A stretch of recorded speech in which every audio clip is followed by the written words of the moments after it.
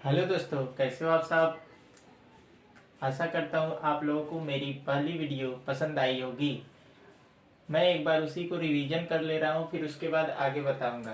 तो पहले मैं बताया था ठोस। तो ठोस के विषय में हम बताए थे कि ठोस वे होते हैं जिनके आकार व आयतन दोनों निश्चित होता है। जैसे हम बताए थे कि लोहा लोहा हो गया, रबर हो गया, प्लास्टिक हो गया, प्लास्टिक हो गया।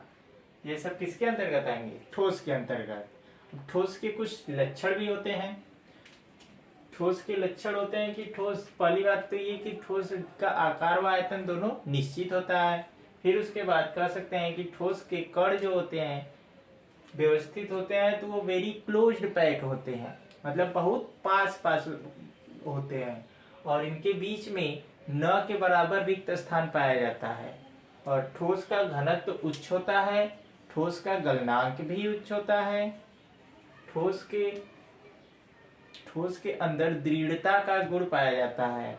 और कह सकते हैं कि ठोस में ध्वनि का वेग सबसे अधिक होता है। द्रव और गैस की अपेक्षा ठोस में ध्वनि का वेग सबसे अधिक होता है। और हम बताए थे ठोस के प्रकार। तो ठोस के प्रकार में दो चीज बताए थे। एक तो बताए थे क्रिस्टलीय ठोस, क्रिस्टलीय ठोस, और दूसरा बताए थे अक्रिस्टलीय ठोस। क्रिस्टलीय ठोस वे ठोस होते हैं जिनमें अवयवी कण एक निश्चित क्रम में व्यवस्थित होते हैं, अर्थात रेगुलर अरेंजमेंट में व्यवस्थित होते हैं। जैसे हम कह सकते हैं इसके अंतर्गत उदाहरण में सभी मेटल का नाम लिख सकते हैं। जैसे लोहा हो गया, कापर हो गया आदि इसके अंतर्गत आ सकते हैं। और अक्रिस्टलीय ठोस वे ठोस होते हैं जिनमें अवयवी कण एक निश्चित क्रम में व्यवस्थित नहीं होते हैं। जैसे हम कह सकते हैं रबर, प्लास्टिक आदि। बात समझे? क्रिस्टलीय ठोस में कण निश्चित व्यवस्थित होते हैं, अक्रिस्टलीय ठोस में निश्चित नहीं व्यवस्थित होते हैं। और एक चीज बताए थे आप लोगों को, समदैशिक प्रभाव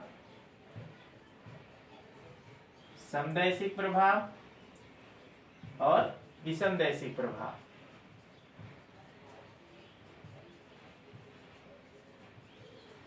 तो समदैशिक प्रभाव वह प्रभाव होता है जिसमें दिशा परिवर्तन के साथ उसके भौतिक गुणों में परिवर्तन न हो, तो वह प्रभाव क्या कहलाएगा? समदैशिक प्रभाव। समदैशिक प्रभाव अक्रिस्टलीय ठोस में पाए जाते हैं।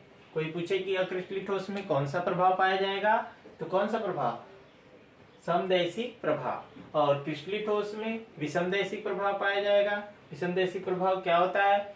विषमदैशिक प्रभाव दिशा परिवर्तन के साथ उसके भौतिक गुणों में भी क्या पाई जाती है? भिन्नता पाई जाती है। अब हम बता रहे हैं अगला टॉपिक। चलिए हम आगे बता रहे हैं अगला टॉपिक, क्रिस्टलीय ठोस और अक्रिस्टलीय ठोस में अंतर। क्रिस्टलीय ठोस और अक्रिस्टलीय ठोस में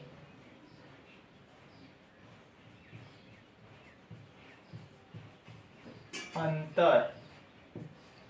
तो सबसे पहले हम टेबल के थ्रू दर्शाएंगे। टेबल के थ्रू अच्छा पड़ता है लर्न करने में भी, और जो एग्जामिनर होता है उसको चेक करने में भी आसानी होती है। तो एक तरफ हम लिखेंगे अक्रिस्टलीय ठोस,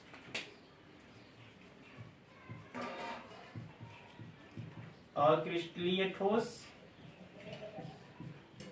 दूसरी तरफ लिखेंगे क्रिस्टलीय ठोस, क्रिस्टलीय ठोस। तो हम नंबर बाय नंबर करके बता रहे हैं। पहला नंबर है, इस ठोस में अवयवी कण निश्चित क्रम में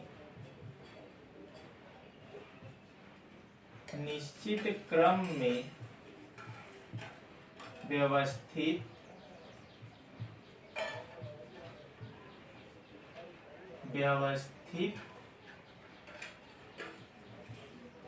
नहीं होते हैं।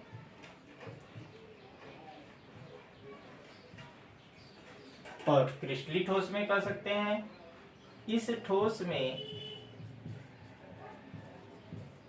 अवयवी कण निश्चित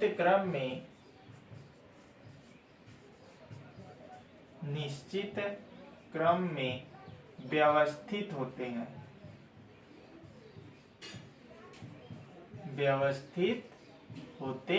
हैं। अब दूसरा पॉइंट कह सकते हैं हम अक्रिस्टलीय ठोस। अक्रिस्टलीय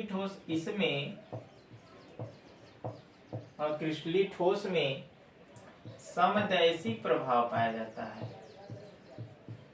समदैशिक प्रभाव पाया जाता है। और इसमें हम बता सकते हैं क्रिस्टलीय ठोस में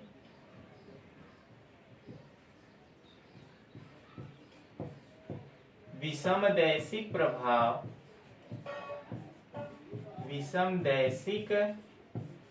प्रभाव पाया जाता है।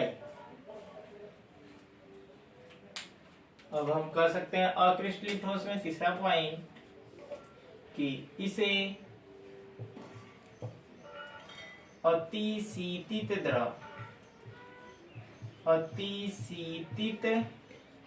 द्रव या सुपर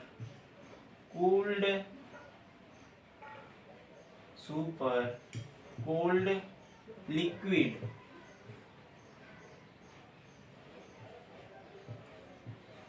भी कहते हैं। सुपर कोल्ड लिक्विड या तो इसे हम छद्म ठोस भी कह सकते हैं। अब इधर क्रिस्टलीय ठोस को हम कह सकते हैं यह एक वास्तविक ठोस होता है। वास्तविक ठोस होता है। अगला पॉइंट हम बता सकते हैं चौथा नंबर, इनके गलनांक परास में होते हैं।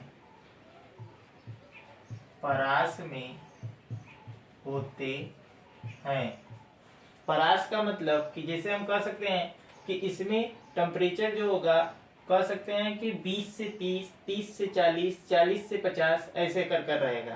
कहने का अर्थ है कि अगर हम मान लीजिए प्लास्टिक को या रबर को गर्म करेंगे तो 20 से 30 डिग्री सेल्सियस जाते जाते पिघलना शुरू हो जाएगा। तो ये रेंज में रहता है। अब इधर हम क्रिस्टलीय ठोस में कह सकते हैं कि इनके गलनांक निश्चित होते हैं। निश्चित या फिर शार्प कह सकते हैं। शार्प होते हैं। इसके कहने का अर्थ है कि एक कोई फिक्स पॉइंट रहेगा। जैसे हम कह सकते हैं कि आयरन जो है, आयरन का गलनांक अगर हम मान ले सपोज दें कि 1200 डिग्री सेल्सियस है, तो अगर हम देखें तो वो आयरन 1200 से पहले अगर टेम्परेचर रहेगा तब पिघलेगा नहीं, और जब 1200 एग्जैक्ट टेम्परेचर मिलेगा तब वो क्या करेगा, मेल्टिंग पिघलना शुरू हो जाएगा। कहते हैं कि इनकी ज्यामितीय आकृति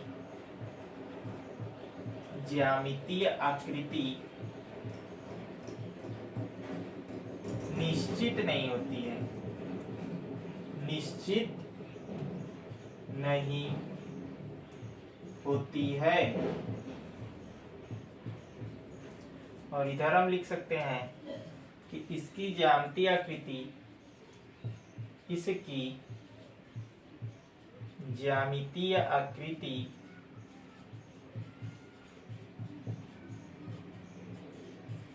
निश्चित होती है। निश्चित होती है। पॉइंट हम कह सकते हैं कि अक्रिस्टलीय ठोस में जो लघु परासी व्यवस्था पाई जाती है, इसमें लघु परासी व्यवस्था पाई जाती है।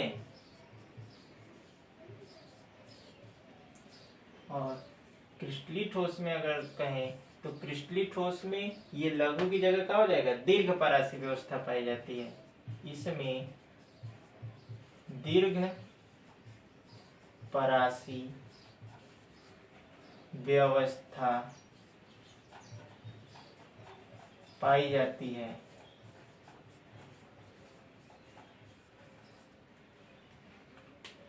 अब अगला पॉइंट डाल सकते हैं उदाहरण के तौर पर। उदाहरण, तो उदाहरण इसमें हो जाएगा रबर, प्लास्टिक आदि। और इसमें जो उदाहरण होगा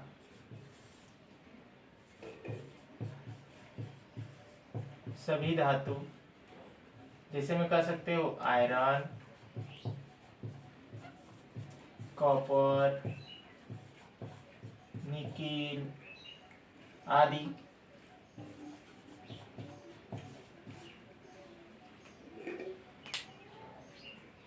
एक बार पुनः देख लीजिए, अक्रिस्टलीय ठोस में कणों का अरेंजमेंट निश्चित क्रम में नहीं होता है और क्रिस्टलीय ठोस में कणों का अरेंजमेंट निश्चित क्रम में होता है। अक्रिस्टलीय ठोस में समदैशिक प्रभाव पाया जाता है, क्रिस्टलीय ठोस में विषमदैशिक प्रभाव पाया जाता है। और क्रिस्टलीय ठोस को अतिशीतल द्रव या छद्म ठोस या सुपर कोल्ड लिक्विड भी कहते हैं। और क्रिस्टलीय ठोस को वास्तविक ठोस कहते हैं, रियल ठोस। और अगला पॉइंट है, अक्रिस्टलीय ठोस का गलनांक परास में होता है। परास का मतलब कि दो मान दिए रहेंगे, जैसे 20 से 30, 40 से 50, इस तरीके से। और क्रिस्टलीय ठोस का गलनांक फिक्स होता है, निश्चित होता है। और अक्रिस्टलीय ठोस की ज्यामितीय आकृति जो होती है निश्चित नहीं होती है और क्रिस्टलीय ठोस की ज्यामितीय आकृति निश्चित होती है। अक्रिस्टलीय ठोस की व्यवस्था लघु परासी होती है, क्रिस्टलीय ठोस की व्यवस्था दीर्घ परासी होती है। उदाहरण है रबर, प्लास्टिक। अक्रिस्टलीय ठोस के, क्रिस्टलीय ठोस के उदाहरण है आयरन, कॉपर आदि। अब हम बताएंगे ठोस का वर्गीकरण। ठोस का वर्गीकरण, तो ठोस को अवयवी कणों और बंधों के आधार पर निम्नलिखित भागों में वर्गीकृत किया गया है। ठोस को किसके आधार पर बांटा गया है, बंध और अवयवी कणों की व्यवस्था के आधार पर बांटा गया है। तो पहले तो हो जाएगा आणविक ठोस,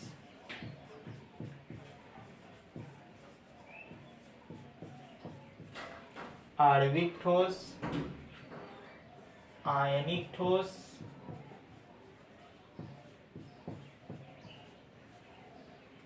अगला हम कह सकते हैं सहसंयोजक या नेटवर्क ठोस,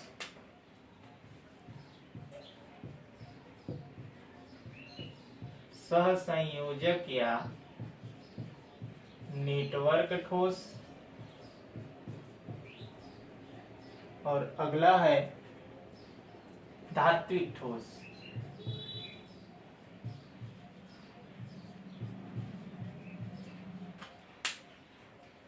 तो पहला तो आणविक ठोस। आणविक ठोस ऐसा ठोस होता है जिसमें अवयवी कण अणु होता है। अणु हमारे किस प्रकार से हो सकते हैं, ध्रुवीय अणु हो सकते हैं, अध्रुवीय अणु हो सकते हैं, और ऐसा अणु हो जिसमें हाइड्रोजन बंध पाया जाए। तो ध्रुवीय बंध जो होता है जनरली हम कह सकते हैं कि विषम परमाणुक अणु जो होते हैं, विषम परमाणुक अणु जो होते हैं उसमें ध्रुवीय बंध पाया जाता है। कह सकते हैं जैसे कि कह सकते हैं HCl हो गया, ध्रुवीय बंध। ध्रुवीय बंध क्यों, क्योंकि इसमें परमाणु जो होते हैं विषम है और सम परमाणु अणु जो होते हैं उसमें अध्रुवीय बंध पाया जाएगा। जैसे हम कह सकते हैं कि H2 हो गया, O2 हो गया, इन सब में क्या होगा, अध्रुवीय बंध पाया जाएगा। और हाइड्रोजन बंध, तो हाइड्रोजन बंध याद रखिएगा कि हाइड्रोजन से यदि फ्लोरीन, ऑक्सीजन और नाइट्रोजन बंध बनाएगा तो वहां पर हाइड्रोजन बंध निर्माण होता है। जैसे हम कह सकते हैं HF, H2O, NH3, इन सब में क्या पाया जाएगा? हाइड्रोजन बंध। हाइड्रोजन बंध क्यों? क्योंकि हाइड्रोजन से कौन कौन जुड़ सकता है? N जुड़ सकता है या O जुड़ सकता है या F। कहने का मतलब नाइट्रोजन या ऑक्सीजन या फ्लोरीन जब हाइड्रोजन से जुड़ते हैं तो हाइड्रोजन बंध का निर्माण होता है। चलिए देखिए, मैं पहला बता रहा हूं आणविक ठोस।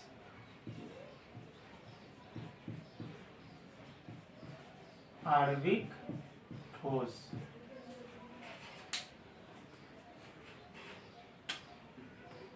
आणविक ठोस वे ठोस होते हैं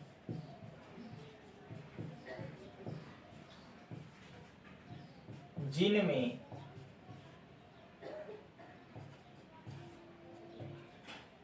अवयवी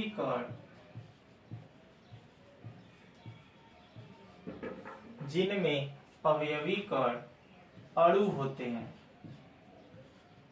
अणु होते हैं। ये ठोस बहुत मृदु होते हैं। ये ठोस बहुत मृदु होते हैं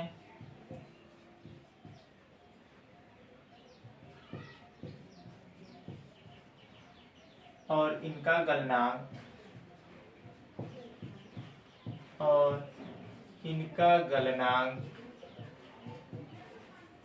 बहुत कम होता है। बहुत कम होता है। जैसे हम कह सकते हैं HCl, HF, NH3 आदि। अब आणविक ठोस को 3 भागों में वर्गीकृत किया गया है। आणविक ठोस को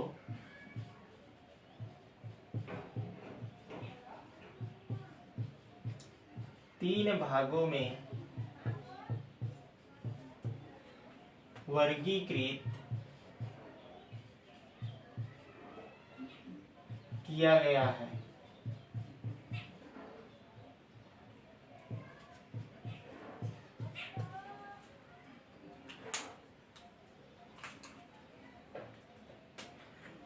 पहला नंबर लिख सकते हैं ध्रुवीय आणविक ठोस। दूसरा नंबर हम कह सकते हैं अध्रुवीय आणविक ठोस।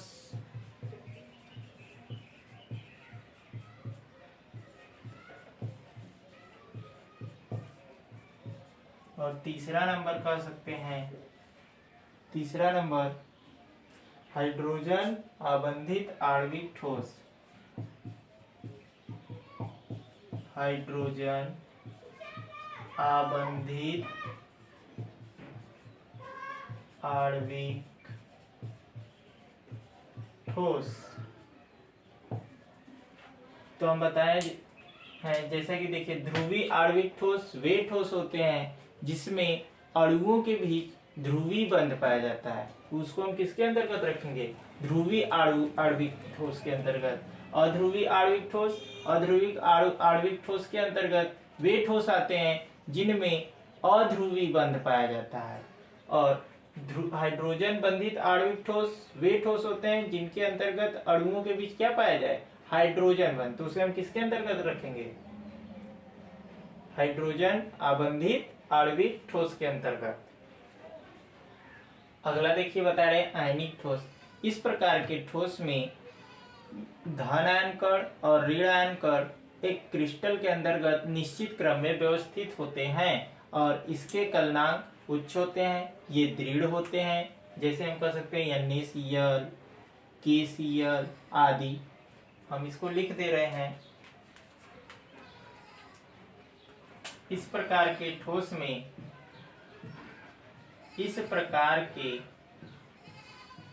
में धन आयन व ऋण आयन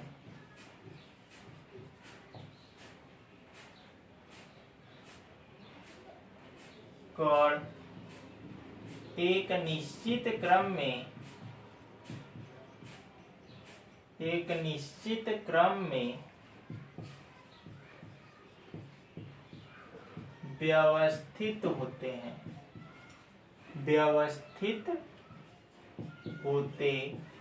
हैं। कह सकते हैं कि ऐसा ठोस जिसमें धनायन व ऋणायन कण एक निश्चित क्रम में व्यवस्थित हो, तो वो ठोस क्या कहलाएगा? आयनिक ठोस। और इसमें हम जनरल चीज लिख सकते हैं कि ये वैद्युत आकर्षण बलों द्वारा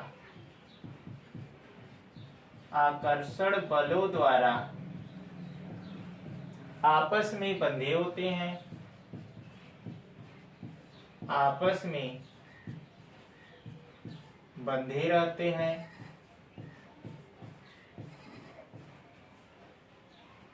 ये सामान्यतः दृढ़ होते हैं।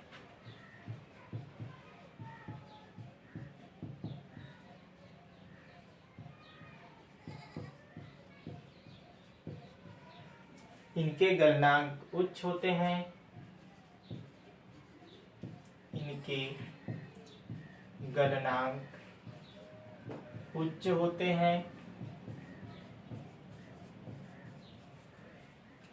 उदाहरण के तौर पर हम दे सकते हैं जैसे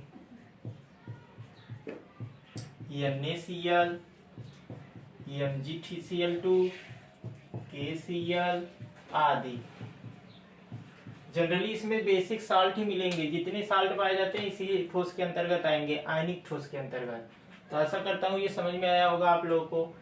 एक बार देख लीजिए, इस प्रकार के ठोस में धनायन व ऋणायन कण एक निश्चित क्रम में व्यवस्थित होते हैं। ये कण वैद्युत आकर्षण बलों द्वारा आपस में क्या रहते हैं? बंधे रहते हैं। ये सामान्यतः दृढ़ होते हैं। इनके गलनांक उच्च होते हैं।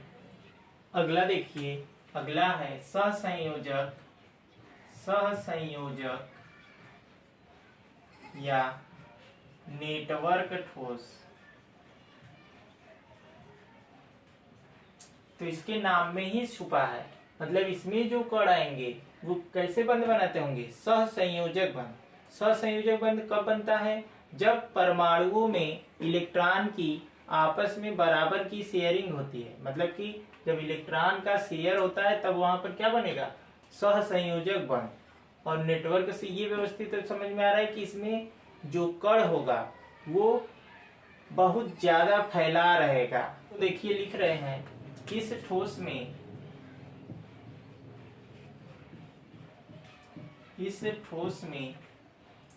सहसंयोजक बंध पाया जाता है। सहसंयोजक बंध पाया जाता है। इस ठोस में सहसंयोजक बंध पाया जाता है, इसलिए इन्हें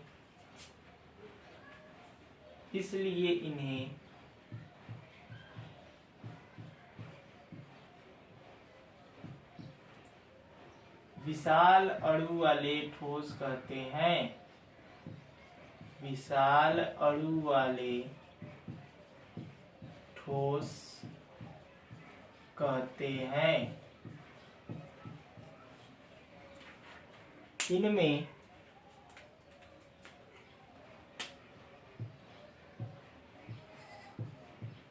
अवयवी कण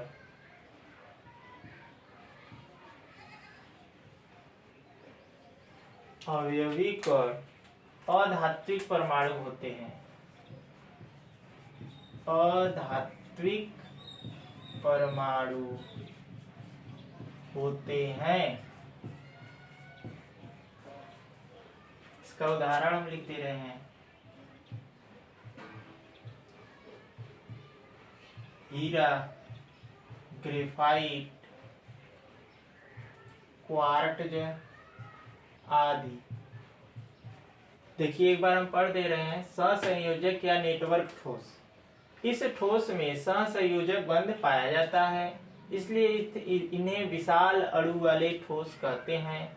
और इनमें जो अवयवी कण होते हैं अधात्विक परमाणु होते हैं। उदाहरण के तौर पर हम लिख सकते हैं हीरा, ग्रेफाइट, क्वार्ट्ज आदि। और सहसंयोजक बंध वह बंध होता है जिसमें परमाणुओं के बीच इलेक्ट्रॉन की बराबर की साझेदारी होती है। क्लियर हुआ? आगे चलिए, धात्विक ठोस, इसको भी देख लीजिए। इस ठोस में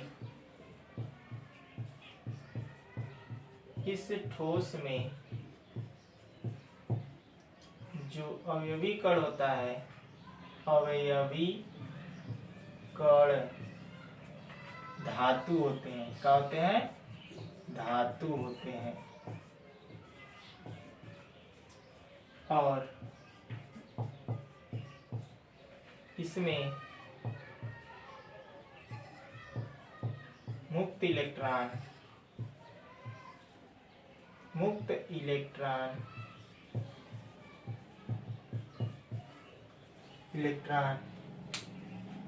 संपूर्ण जालक में तैरते रहते हैं या फिर लिख सकते हैं घूमते रहते हैं।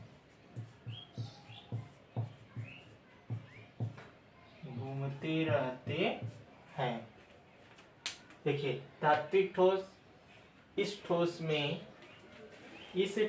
में अवयवी कण धातु होते हैं और इसमें मुक्त इलेक्ट्रॉन संपूर्ण जालक में तैरते रहते हैं या फिर घूमते रहते हैं। जैसे हम लिख सकते हैं उदाहरण के तौर पर कोई भी धातु का नाम, जैसे मान लीजिए हमारे पास Ag हो गया, ये भी किसके अंतर्गत आएगा? धात्विक ठोस के अंतर्गत। कॉपर हो गया, आयरन हो गया आदि सभी किसके अंतर्गत आएंगे? धात्विक ठोस के अंतर्गत। आशा करता हूँ आप सभी को इतने टॉपिक अच्छे से समझ में आए होंगे। आगे हम चर्चा करेंगे क्रिस्टल जालक व एकक कोष्टिका के विषय में। और यदि हमारा वीडियो पसंद आ रहा है तो लाइक, सब्सक्राइब और बेल आइकन प्रेस करना ना भूलिएगा। धन्यवाद।